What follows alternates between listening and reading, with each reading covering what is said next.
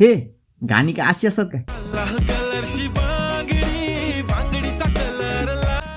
गाणी ही अशी असतात.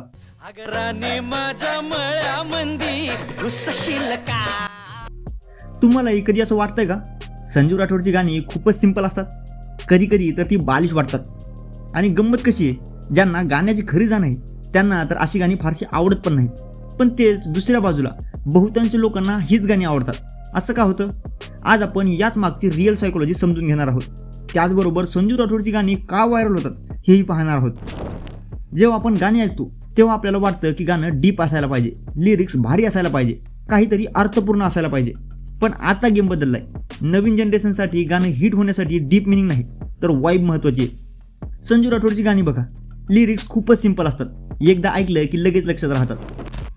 आणि इथे एक खूप इंटरेस्टिंग गोष्ट आहे. आपण सॅड किंवा डीप विचार करायला लावणारी गाणी कधी ऐकतो? जेव्हा आपण एखाद्या स्पेसिफिक फेजमध्ये असतो किंवा जेव्हा आपल्याला शांत बसून विचार करायला वेळ असते. म्हणजे त्या गाण्यांसाठी आपल्याला मूड, वेळ किंवा जागा लागते. पण संजू राठोडसारखी जी रॅप किंवा वाईब टाईप गाणी असतात ती आपण कधीही ऐकतो. गाडीत बसलो, बाहेर फिरायला गेलो, पार्टीला गेलो किंवा घरी बसलो तरीही त्या गाण्यांसाठी कोणताही स्पेसिफिक मूड लागत नाही. आणि म्हणूनच फरक पडतो.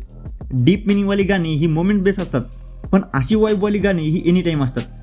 आणि इथेच सगळ्यात मोठा गेम आहे. आजकाल आपण इंस्टाग्रामवर इतका वेळ घालवतो की आपल्यासमोर अशा प्रकारच्या गाण्यांच्या खूप रील येतात. लोक काय करतात, असं काही गाणं आलं की त्यावर लगेच रील बनवायला सुरुवात करतात. त्यांना माहिती आहे हे गाणं ट्रेंडिंगवर जाणारच. मग काय होतं, तशा प्रकारची रील ही आपल्या फीडवर एकदा येते, दोनदा येते, तीनदा येते. सुरुवातीला आपण तिला इग्नोर करतो, पण ती रील इतक्या वेळा दिसते पण शेवटी आपण तिला इग्नोर करूच शकत नाही. आणि हळूहळू ते गाणं आपल्या मेंदूमध्ये बसायला लागतं. इतक्या रील्समुळे ते सतत आपल्या फीडवर येत राहतं आणि नकळत ते आपल्या डोक्यात सेट होतं. आणि मग एक वेळ अशी येते आपण स्वतः त्या गाण्यावर वाईब करायला लागतो. आणि आजकाल गाणं फक्त यूट्यूबवर नाही तर इंस्टाग्राम रीलवर व्हायरल होतं. जे गाणं रीलवर चालतं तेच यूट्यूबवर हिट होतं. आणि हीच गोष्ट समजून संजू राठोडसारखे क्रिएटर्स गाणी लिहितात. सोपे शब्द, रोजच्या आयुष्याचे डायलॉग, ज्यावर लोक सहज रील बनवू शकतात. त्यांना डीप पोएट्री नको आहे, त्यांना फील करायचं आहे, वाईब घ्यायची आहे, बीट्सवर झुलायचं आहे. आणि म्हणूनच ही गाणी यूथला लगेच कनेक्ट होतात. Simple, direct, no over thinking.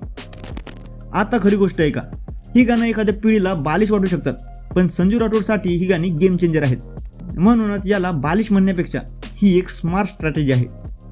कारण ज्याला मार्केट समजतंय तोच व्हायरल होतो. आणि जरी लिरिक्स सिंपल असले तरी आपण ही गाणी इग्नोर करू शकत नाही.